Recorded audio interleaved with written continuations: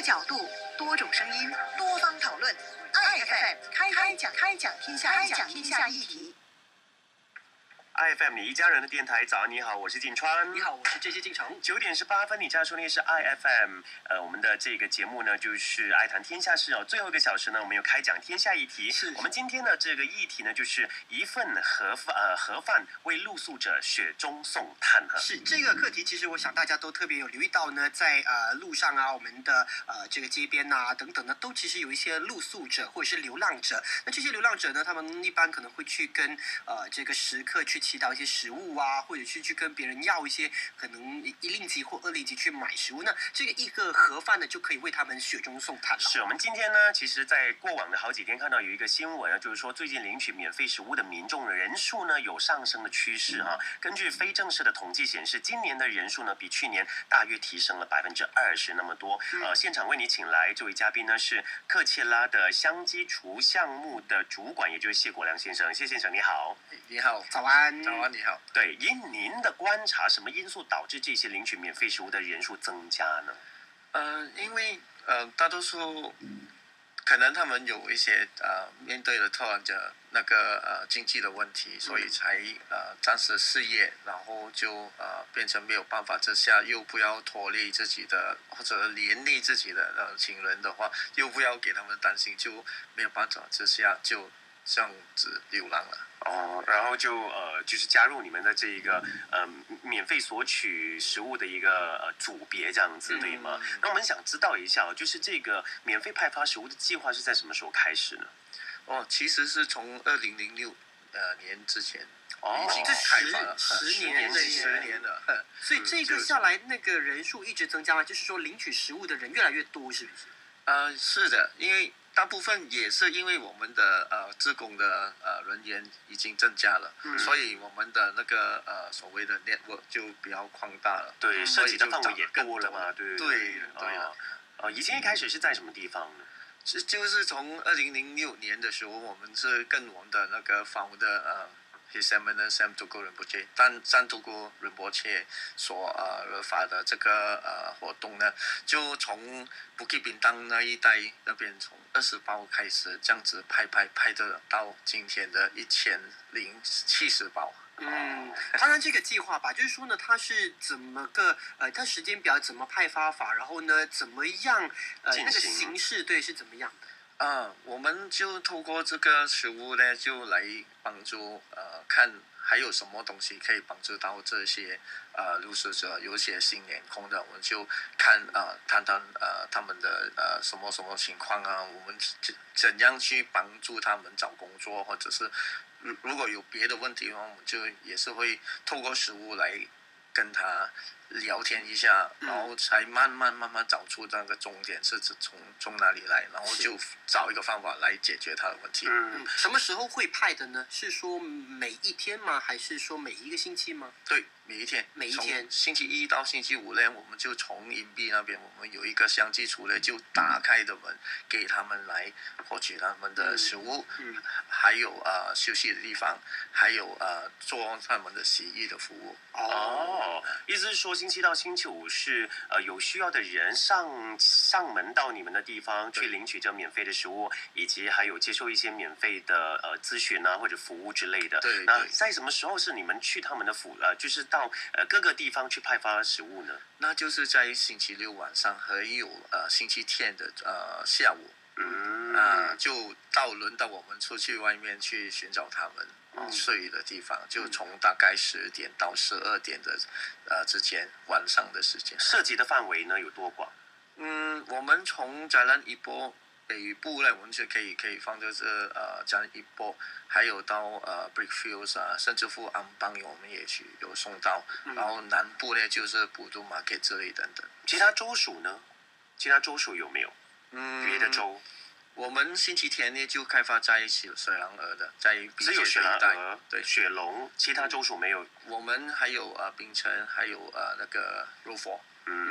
那这个真正的你们的这个想要帮助的群众是哪一些？就是说是流浪者，就露宿者而已吗？还是包括一些可能他其实有家可以回的，只不过他可能没有经济能力啊，他可能很穷，那他可能会来领取食物嘛，对不对？对呀那你们这方面是怎么样鉴定跟这个族群算不算也是你们要服务的对象？其实我们是目的原本就是对露宿者的为主，后来发现原来其实还有很多是甚至乎有很多人是没有办法去买饭用钱去买饭，因为低收入又可能暂时失业，又有别的问题等等，好像健康问题啦等等，所以令到他们根本没有办法去维持他自己的生活，所以我们就关注到这一些人民啊，就好像他们有一些是贫穷的家庭，我们就越来越去发现到原来有这样子的问题哦，然后我们就观察，其实最大的原因好像另一个人去露宿这样子啦，因为家庭的不安这样子的造成的，然后又贫穷啦，怎样的长大啦，他们长大的过程长得都不好这样子，所以就令到种种的问题出现了在这个人身上。基本上，如果你问我们，好像有一个人他成长，他没有得到什么什么的教育，然后又没有手艺，当他出来做工的时候，他的收入不高的其实，然后当有别的问题、种种的问题累积在一起的时候，就令到这个人就被在这样那个困境里面，所以就没有办法之下才会流浪这样子。所以他们也是可以到你们那边领取食物的。对，当然，我觉得每一项的慈善计划呢，都出发点是好的，要帮助有需要的人。可是最担心的，我们的这一份爱心被滥用哈，到底如何鉴定这些人是不是真正有需要的人呢？下一段回来，我们继续的再请教国良哈，告诉我们，这是不是有一定的鉴定的方式？同时呢，在这些露宿者或者领取免费食物的这些人背后，还有一些故事，或者等一下我们也请国良告诉我们当中的一些故事，或者说你跟他们接触之后，你发现到其实他们更加需要哪一方面的协助，也或者是怎么样真正的帮助到他们哈。如果你曾经参与过科切拉的这一项派发免费食物的朋友呢，你曾经参与过他们的这个团队呢，也可以说一说你们的一些经验哈，03285725，0328247793，或者是到面子书留言 facebook.com/AIFM 的 Malaysia。当然，你也可以就是有可能在你自己的能力之下呢，你可能也送过食物给其他的这个流浪汉，也欢迎你跟我们做分享。多个角度，多种声音，多方讨论。爱 FM 开讲天下议题。在我们这个社会呢，爱心是很值得被鼓励的，只不过呢，可能会担心被滥用或者是被别人误读误解为你可能别有私心等等哈。我们今天来谈呢，一份的盒饭为露宿者雪中送炭。我们嘉宾呢是科切拉的乡接厨项目主管谢国良先生哈。国良，我们这个时候要了解一下，你们是怎么样鉴定这些人是真正有需要的人呢？其实每一位进来获取他的食物的时候，我们也是要经过一番的调查才可以给他们，就从他们的怎样的穿他们住哪里有些因为他们有一些是来自贫穷的家庭，我们就透过他们的地址那边就在做一个家访这样子，跟他们问一问，探一探，看到底有什么需要的话，也许如果真的是很需要的话，我们可以给他我们的食物银行的那个项目，就每一个月转送一些食粮给他们。就是他们也不用过去你们那边领取，你们是定时的送给他们。对。当然第一次这见面真的没有办法鉴定他们是不是真的有需要嘛。那换句话说，如果第一次去领取免费食物，一般上都会给他们，只是之后呢，你们会上门去拜访他们。那这一些是可能他有填写这个地址，那如果真的没有填写地址，身上又没有身份证的话，怎么处理呢？我们有时候也是要看说什么情况了。如果那个人进来的时候真的是很难相信的，因为又有电话，又有手提，又有smartphone 这样子是吗？就我们就会好好跟他讲，其实这一个食物是给一些更有需要的人这样子，然后他们就会其实我现在是失业啊，我是在外面啊，我就是睡在外面对面这样子，然后我们就会问我们的其中一位顾客们是不是这位有见过他这样子他讲有的话就 OK 这样子。有时候很难相信哈，因为有些人他真的是会为了一些小小的这些小利益而谎称自己是真的是露宿者。你们有遇过这样子的？有，就后来被拆穿啊，或者是被发现他们其实原因是什么呢？有一些是因为他们的心态就是要省得则省可以省一餐就一餐，两餐就两餐。后来我们就去做家访的时候，我们就觉得其实他们也是不算是好的去哪里，他们的生活只是一般一般这样子，但是还是不到那个我们要求的那个是。不到这个真的很需要救济的这个水平。不过如果根据您刚才说的，如果他真的是穿的还挺不错啊，又有手机啊 smartphone 之类的，那他真的是在面对失业的情况，你们会不会说好可能我们可以帮助你1-2个月让你渡过难关，或者是你们会帮他找工作吗之类的这一些？是啊，就是因为我们要派送这个食物的最大的原因就是找一些这样的问题的人士，其中一位，好像这位他可能是刚刚失业罢了，然后又因为现在的那种 smartphone 也是很便宜做到，我们首先不会怎样去排斥这一团的人，但是如果真正有需要，我们就可以介绍他们工作啊，可能他们自己有别的问题，我们就帮他解决。所以就透过这样子的东西，我们就可以知道这个人其实真的是需要。有几个档案以前的档案，我们也是有经验处理这一些的方面，然后我们就refer 他去给那些我们的政府人员的那种机构，福利区这样子的东西对。那主要来领取食物的应该就是一些露宿者嘛，他们可能身上真的完全没有钱的，每一餐都是可能要去乞讨啊，或者是去不好听一点就是去垃圾桶去寻找一些食物，所以能够帮助这些人是很好的。那他们的这个秩序跟心态，你们有就给他们一定的教育吗？就是可能拿食物的时候要公平分配啊，要守秩序啊等等。因为我们每次我们的志工们呢已经分配好了，每一人只是1份罢了。因为在街上呢，他们大多数都是为我自己而活，所以有时候呢，如果我们真的不够的话，我们就不敢去那个地方，我们就储蓄全部有了够了足够了才去那边派送，不然呢会乱一点。对，他们会争先恐后吧？对，所以我们也是有顾虑到这样子的然后志工们的安全也是所以我们在我们的乡机处的之前呢，他们来登记的时候呢，我们也是有跟他讲这些我们的那种规矩也是什么，我们一定会给你的。然后我们也是有出一张卡给他们，然后他来获取的时候，他们可以给我们看他的这个卡。然后我们有一个 online database 关于他们的资料，万一这位人士如果真的是突然间晕倒了，在医院有医生打来我们就可以帮到他，联络他的家人或者是怎样，也或者是他其实失踪人口那他的家人也比较容易找到他嘛，对不对？那过往的这个经验你印象比较深刻的个案是怎么样的呢？其实那些个案蛮多一下，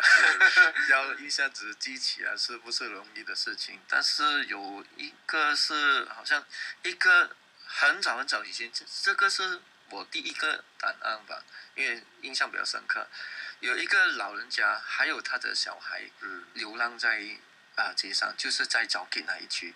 他的小孩呢是有那种学历障碍的，然后就流浪了两父子。就是在那边流浪，我就遇到他，然后就问为什么你这样子的在外面睡觉因为他老了，年纪比较大了，然后工作又没有什么好做，然后行情他们讲又不是很好也好，所以他是一路来是跟车做罗里跟车去卖那种水果的批发商，所以就习惯在外面。然后那个儿子呢，因为他其实是18岁，但是智商呢才是好像5、6岁这样子，就跟随他。然后因为他们的家庭也是出了有些问题了，他的太太又不懂去哪里了，所以就被逼的带着这个小孩去流浪这样子，就来到吉隆坡去想要申请那个福利部这样子，但是又付不起那个 hotel 钱，就被逼了睡街。就当时我就遇到他，就帮他搞这个 case， 然后送这位小孩，所谓的小孩去一个庇护所，然后这个老人家又可以回去他的家乡那边继续做他的工。当然呢，我知道呢，在处理那么多的个案当中呢，其实你们也是非常用心的，而且呢也不分种族、不分肤色，对不对？那派送的都是素食食物给这些露宿的朋友、有需要的朋友。那除了是给他们免费餐点之外呢，其实你们这一个机构是怎么样跟政府合作呢？那大众又可以怎么参与你们的这个活动？我们下一段回来呢，继续请教国良哈。当然，如果你有这一方面的经验，也可以继续的打电话进来跟我们说一说0322825725，03224793，或者是面子书 facebook.com/aifm.malaysia。如果你有一些可能你曾经遇过的情况，你想要在微信私信给我们也可以哈 ，AIFM_my。多个角度，多种声音，多方讨论。爱 FM 开讲天下议题。上午的9点48分，你好，我是真实进城。你好，我是晋川。今天开讲天下议题，一份盒饭为露宿者雪中送炭。那我们现场呢，还是有我们的今天的嘉宾，也就是科切拉乡接处的项目主管谢国良先生哈。这一段我们就谈一谈婴儿是如何跟一些政府单位跟我们的民间团体或者是我们的大众一起合作这一方面哦。先说一说吧，就跟政府的这一相关单位的合作。那我们也知道呢，政府其实也一直要在减少这个露宿者的人数嘛哈。那如果说你们继续的派发食物，会不会说助长更多人成为露宿者呢？这样的一个问题，我们也要正视嘛哈。其实这个也是比较敏感的课题来的了。因为我们的那个motive 就是因为我们要找一些有需要帮助的人，然后我们就要派送食物的原因呢，最大原因就是要更加深入他们的问题，然后才怎样做一个solution 给他们，给他们离开这个流浪的世界。所以我们的那个目标呢，其实跟政府是有共识的，是一起的。然后最近我们也是有参与他们的这个菩萨川西格兰丹安，还有那个菩萨格兰丹安梅丹短固这边，这样子去提供那些服务给他们离开这个街上。就是有一个收容中心，对，你们有跟他们合作这一个部分了。对，我们也是其中一位理事。而且这里我们要让所有的朋友知道这个项目其实是一个非盈利的项目，而且你们的组织也是盈利吧？对呀，就没有收钱或者什么之类的，都是靠各界的捐助那我们也会觉得很好奇，这些食物的来源是从什么地方得到呢？是从非常感谢这些商家，还有人士，因为善心人士他们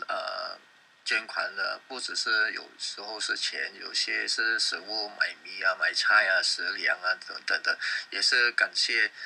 最近Segi Fresh Value Holding Sdn Bhd 给到我们的那个罗里，因为有的这2罗里我们可以去载很多食物回来，然后一次过载，不用跑几轮这样子，然后就送去给一些透过我们的那个食物银行的项目，给一些贫穷的家庭这些食物，然后帮助到他们这样子，所以真的是很感谢。是，所以那你特别会不会也要呼吁一些哪一些相关的单位？像可能有一些餐厅或者是他们是做食物相关的，那他们也许呢可以在多余的资源的部分呢，可以就是整合了，然后呢也拨给你们，那他们不浪费，那你们也可以使用到。对呀，所以其实这个Zero Food Wastage 的这个意思说是不要有那个浪费，是我们其中一个项目，现在是有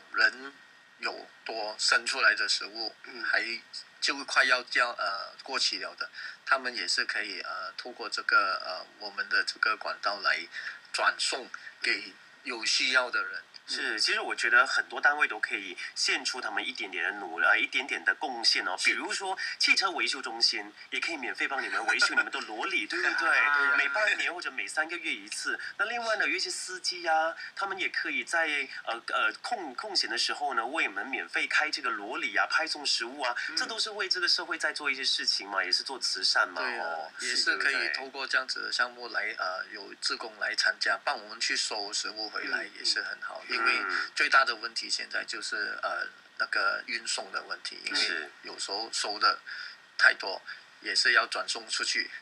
那你们主要的食物包括哪一些呢？我们可能可以提起来，然后现在在听的朋友们可能会特别觉得，原来我有这一方面多出来的这个食物。你们因为没有就派送肉类的食物，所以肉类就不需要了嘛？对。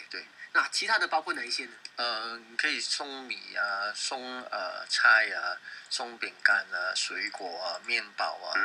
水啊等等的。那即食的那些食物呢，像快熟面啊、罐头那些也 OK 吗？也是很好的，因为这些用品呢其实是蛮重要的，尤其是有灾难的时候，我们也是可以转送去有该需要到的地方。刚才私底下接到林先生的电话，他个人呢还是会派发一些米粮啊、奶粉啊，就帮助一些有需要的人。他帮助的都是他当地的附近的一些有需要的人，而且他也非常清楚他们的背景，知道他们那的确是需要这一些食物的了哈。那大众方面呢，人力方面你们也缺乏吧，对不对？对。应该怎么可以协助到你们，或者说可以加入这个团队啊？那据我了解，你们应该比较需要是星期六跟礼拜天，特别是到外头派发食物的时候，你们最需要一些人力嘛，哈。对，还需要一些多些人来参与我们的这个食物银行的这个项目，因为我们真的需要去发送这些食物去到那些有需要的家庭里面，因为他们没有放一个招牌在门口那边讲，我是穷人，请你帮助我这样子，我需要一些这些志工们去帮我们去做个调查，回来我们就申请过后就转发这些食物给他们。那怎么联络你们呢？是有相关的电话号码啊、网站啊，还是社交媒体？可以透过我们的网站www.kachara.com/ksk， 或者是打我们的热线电话号码0321416046。0321416046，或者是网站哈kachara.com/ksk 哈。对，那 Kachara 呢就是 KECHARA。对，好，大家可以把它写起来。如果你在周末有时间的话，与其你就计划一些休闲的活动而已，那你也可以考虑就当一下义工帮助一些别人。那你除了可以帮助别人之外，你可以了解到自己活得有多幸福。每一天的3餐都可以有选择。每一个人都在烦我今天要吃什么，好烦哦！没有东西吃才烦。是，刚才其实有提到你们也提供这些免费洗衣服的这个服务哦，可能一些免费这些洗衣中心也可以帮忙。对。我们上个星期才访问了一个24小时的自助的洗衣店，他们应该也可以加入行列。那同时，你们也需要一些懂得医疗知识的一些人、一些朋友，可以加入这个行列了哈。是，或者是实习医生啊，或者是正在念医学系的一些学生们，比较有多时间。最需要就是赶快联络一下0321416046哈。今天非常感谢国良，谢谢你。好，那我们时间呢也差不多了，鼓励大家多做善事的时候呢，我们要把